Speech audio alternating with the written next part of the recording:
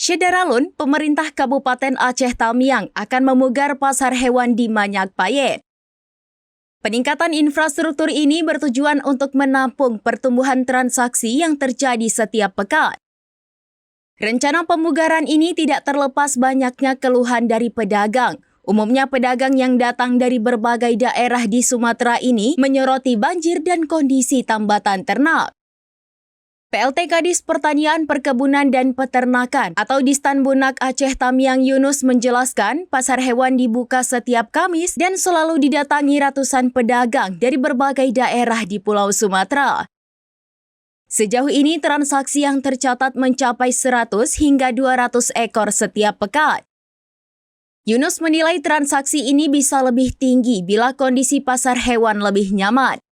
Download Tribun X sekarang. Menghadirkan lokal menjadi Indonesia.